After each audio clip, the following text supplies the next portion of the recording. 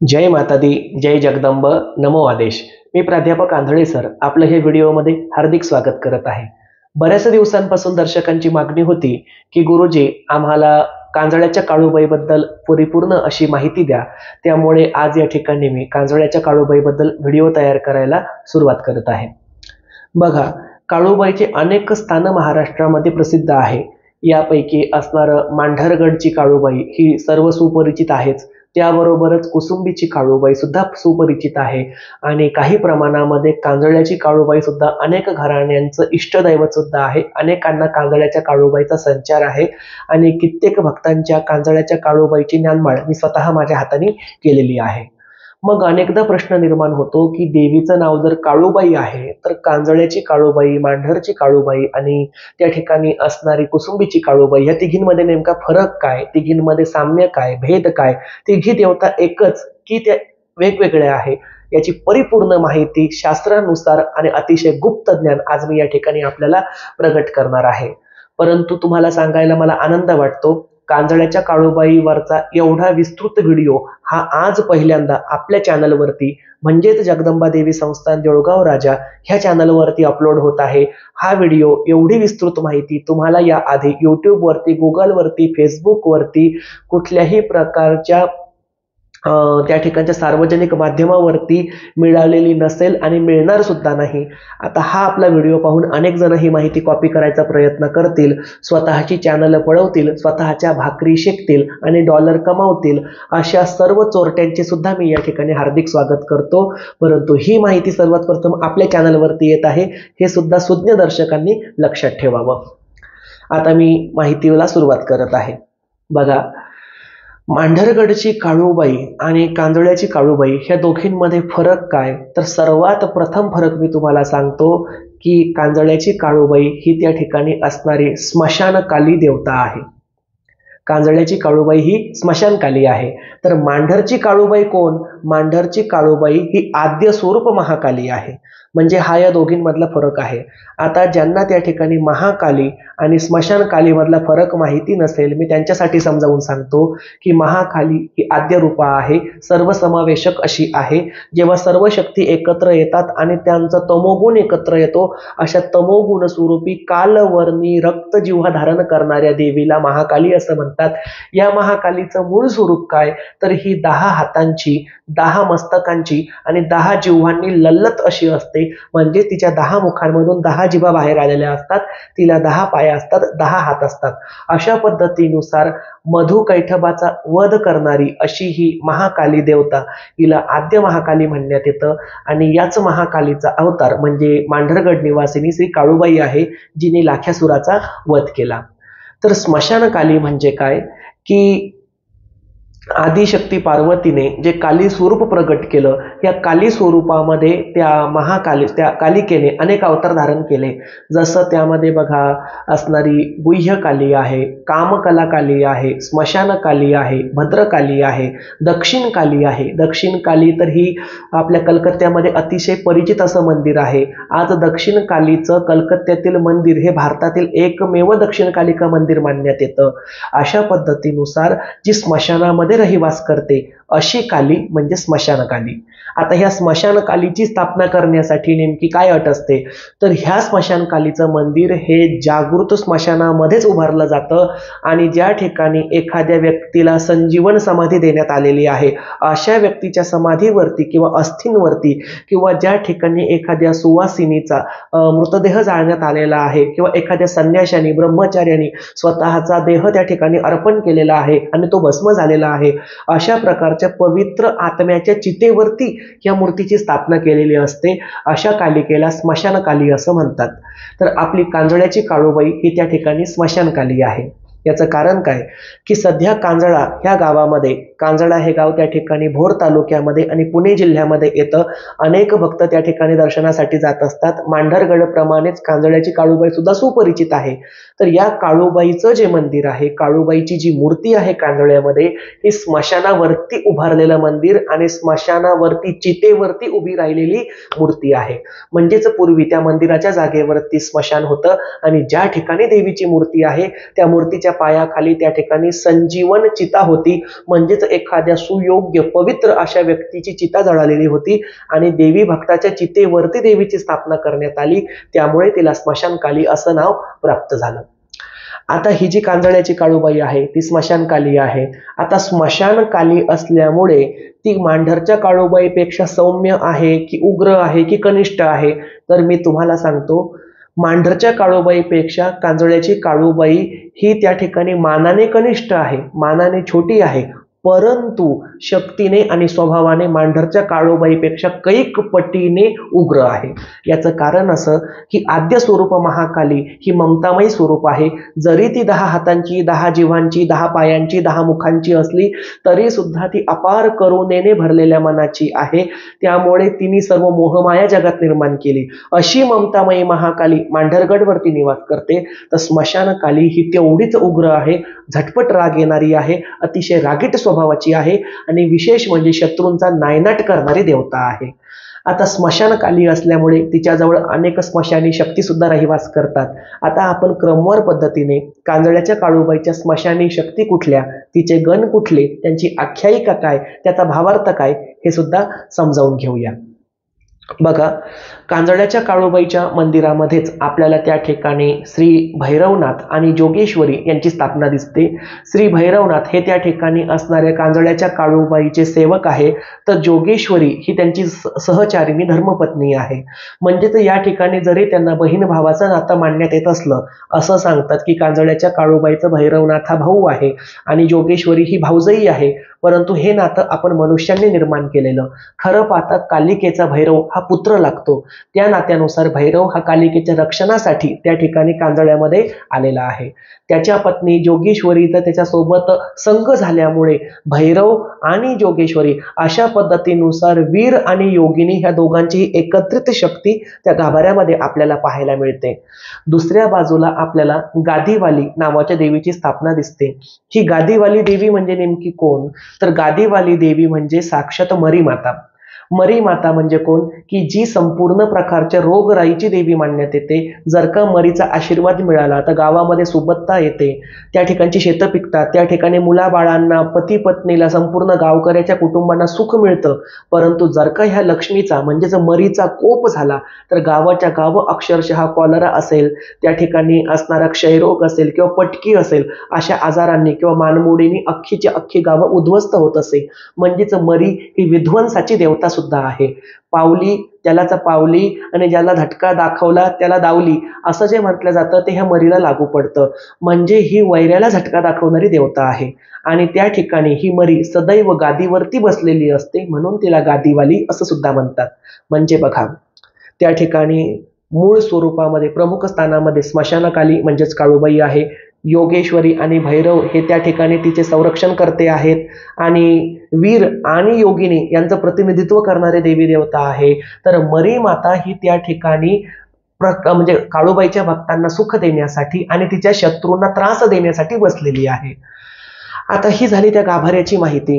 जसं आपण मंदिर प्रांगणामध्ये चक्कर मारतो किंवा लक्ष घालतो त्यावेळेला मंदिर प्रांगणामध्ये आपल्याला मारुती रायाची स्थापना सुद्धा दिसते.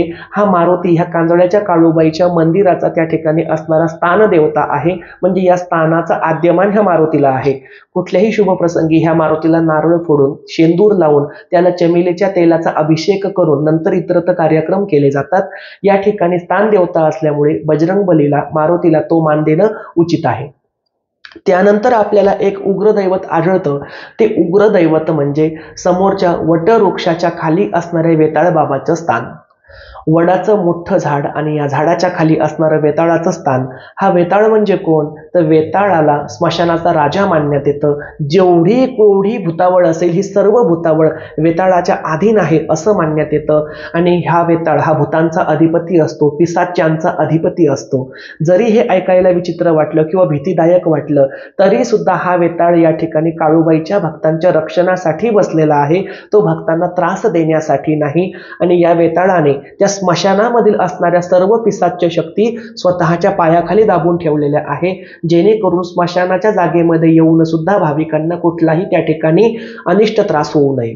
हल्ली त्या ठिकाणी बाजारीकरण झालं, दुकानं वाढली, घरदारं वाढली, मंदिर वाढलं, हल्ली स्मशान होतं हे सुद्धा कोणाला माहीत नाही. परंतु ज्या काळामध्ये ज्या भक्ताने या काळूबाईची स्थापना त्या स्मशानामध्ये केली, तर ह्या काळूबाईच्या स्थापनेला जवळपास 150 वर्ष झालीत बरं का.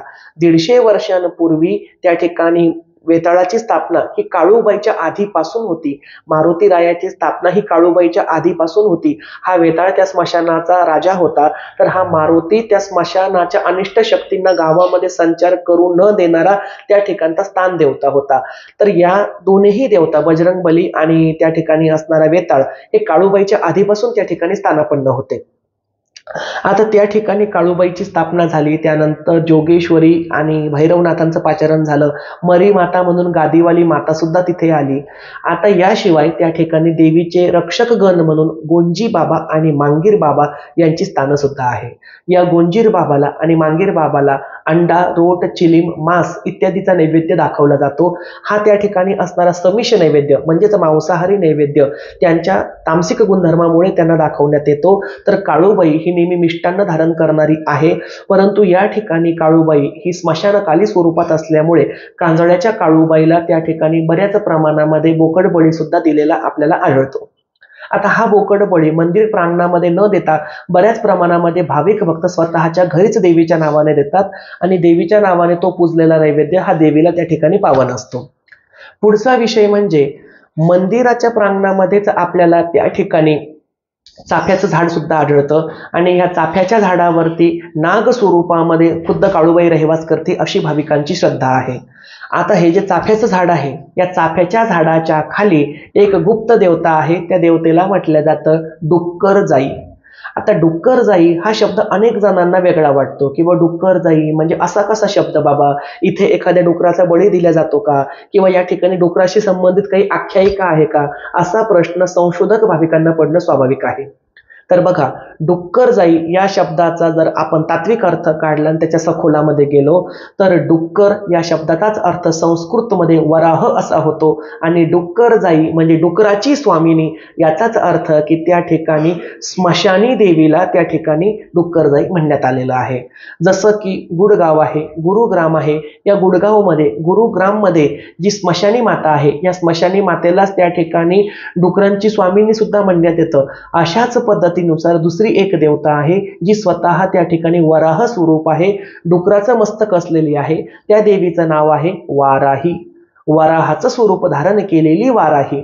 तर या ठिकाणी असणारी डुक्कर जाई ही म्हणजेच वाराही देवी आहे आणि ही वाराही त्या ठिकाणी भक्तांच्या कल्याणासाठी आणि काळूबाईच्या सोबतीसाठी त्या ठिकाणी स्थानापन्न झालेली आहे.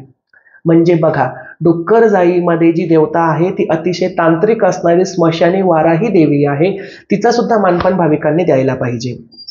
मंदिराच्या पाठीमागच्या भागामध्ये आपल्याला एक देवीचं मंदिर आढळतं. या देवीला थोरली माता किंवा थोरली आई किंवा थोरली देवी असं म्हणण्यात येतं. आता ही जी थोरली माता आहे, थोरली आई आहे, हिचंच त्या ठिकाणी नाव कोकणजाई सुद्धा आहे. आता ही कोकणजाई म्हणजे काय, तर कोकणामधून त्या ठिकाणी कांजळ्याला आलेली देवी. तर ही कोकणजाई नेमकी कोण, तर ही कोकणजाई दुसरी तिसरी कोणी नसून खुद्द श्री रेणुका देवीचाच एक अवतार आहे. त्याचं कारण काय बघा, कोकण प्रांत ज्या वेळेला तयार होणार होता तर ह्या कोकण प्रांताची जी रचना आहे, कोकण प्रांताची जी निर्मिती आहे ती भगवान महाविष्णूच्या 6व्या अवताराने म्हणजेच भगवान परशुरामाने केलेली आहे. भगवान परशुरामाने संपूर्ण पृथ्वी ही ब्राह्मणांना दान दिली. पृथ्वी ब्राह्मणांना दान दिल्यामुळे भगवान परशुरामाला स्वतःचा रहिवास करण्यासाठी जमिनीची आवश्यकता भासू लागली. म्हणून परशुरामाने स्वतःच्या परशुने, स्वतःच्या कुऱ्हाडीने महासागराचा बराचसा भाग हा पाठीमागे नेऊन घातला आणि त्या ठिकाणी असणारा समुद्र सपाटीचा भाग हा स्वतःच्या रहिवासासाठी तयार केला. आणि यामुळे कोकण जे आहे हे कोकण परशुरामाची देण आहे, परशुरामाने निर्मित केलेली भूमी आहे असं मानण्यात येतं. आणि अशा ह्या परशुरामाच्या पदस्पर्शाने आणि परशुने पावन झालेल्या या कोकण भूमीमध्ये परशुरामाने स्वतःची आई, स्वतःची अंबा, स्वतःची इष्टदेवता जगदंबा श्री रेणुका मातेची स्थापना केलेली आहे. ही रेणुका माता एकविरा नावाने सुद्धा ओळखली जाते, रेणुका नावाने सुद्धा ओळखली जाते आणि कोकणाची अधिष्ठात्री देवता म्हणून तिला कोकण जाई म्हणजेच कोकणाची स्वामिनी असं सुद्धा म्हटलं जातं. आणि हीच कोकणजाई, हीच रेणुका, हीच परशुराम माता थोरली देवी म्हणून आपल्याला कांजळ्याच्या काळूबाईच्या पाठीमागे दिसते. आता या ठिकाणी जी कोकणजाई आहे ही सुद्धा या ठिकाणी काळूबाईच्या स्थापनेच्या आधीपासून आहे, म्हणून तिला थोरली आई म्हणण्याचा प्रघात आहे. त्यानंतरच आपण काही अंतरावरती गेल्यानंतर आपल्याला नदीच्या काठावरती त्या ठिकाणी जो ओहोळ आहे त्या ओहोळावरती साती आसरा आणि म्हसोबांचं स्थान आढळतं. या साती आसरा म्हणजे इथलच्या जलदेवता जलयोगिनी आहे, तर म्हसोबा हा त्यांच्यासोबत असणारा रक्षक आहे. आता बघा, ही झाली काळूबाईच्या आजूबाजूला असणाऱ्या कनिष्ठ, उग्र आणि मध्यम देवतांची माहिती. आता आपण त्यांचा मानपण कसा द्यायचा हे सुद्धा ऐकून घेऊया. सर्वात प्रथम काळूबाईचं दर्शन घ्यावं. काळूबाईचं दर्शन घेतल्यानंतर गादीवाली मातेचं म्हणजेच मरी मातेचं दर्शन घ्यावं. भैरव आणि जोगेश्वरी यांचं सुद्धा दर्शन घ्यावं. ओटी भरत असताना ती कांजळ्याच्या काळूबाईची एक, कोकणजाई देवी म्हणजेच थोरल्या मातेची एक, त्या ठिकाणी भैरव आणि जोगेश्वरी मातेची एक आणि गादीवाली माता म्हणजेच त्या ठिकाणी मरी माता यांची एक, अशा पद्धतीनुसार एकूण 4 ओट्या त्या ठिकाणी भराव्या. मुख्य काळूबाईला तुम्ही चोळी पातळ जर अर्पण करत असाल तर इतर ह्या कनिष्ठ दैवतांना तुम्ही त्या ठिकाणी खणाची ओटी सुद्धा साधी देऊ शकता, ती सुद्धा पावन राहील, परंतु मान सन्मान प्रत्येकाचा करावा. यासोबतच असणाऱ्या मारुती रायाला त्या ठिकाणी नारळ फोडावा. यासोबतच ज्या वटवृक्षाच्या खाली वेताळ बाबाचं स्थान आहे, या वेताळाला आणि त्याच्या पिशाच्य शक्तींना शांत करण्यासाठी या वटवृक्षाच्या खाली सुद्धा आपण काही ना काहीतरी खाद्यपदार्थ अर्पण करावा. हा खाद्यपदार्थ एखादा पेढा असू शकेल, नारळाचा तुकडा असू शकेल, त्या ठिकाणी समिष नैवेद्य सुद्धा असू शकेल, किंवा त्या ठिकाणी तुम्ही जिलेबी असेल किंवा पेढा असेल असा गोड घासही ठेवू शकता. अशा पद्धतीनुसार आपण त्यांना शांत करावं. त्यानंतर असणाऱ्या डुक्करजाईला म्हणजेच वाराही देवीला आपण त्या ठिकाणी चाफ्याच्या झाडाचा नमस्कार घेऊन हळद कुंकू अर्पण करावं आणि त्या ठिकाणी सुद्धा खोबऱ्याचा तुकडा ठेवावा, म्हणजे फोडलेलं जे नारळ असतं त्या नारळाचा एक छोटासा भाग अर्पण करावा. अशा पद्धतीनुसार आपण इतर सर्व कनिष्ठ दैवतांचं दर्शन घेऊन कांजळ्याच्या काळूबाईची ओटी भरावी, तिला त्या ठिकाणी मान सन्मान द्यावा. आणि मी तुम्हाला या ठिकाणी सांगू इच्छितो की कांजळ्याची काळूबाई ही स्मशानकाली आहे, तर मांढरची काळूबाई ही महाकाली आहे. त्यामुळे दोनही देवता भिन्न आहे, दोनही देवतेंची तत्व वेगळी आहे, दोनही देवतांची स्थानं वेगळी आहे. काही लोक सांगतात की मांढरची काळूबाई आणि कांजळ्याची काळूबाई एकच, हा अतिशय चुकीचा समज आहे. दोघींचीही शक्ती भिन्न भिन्न आहे.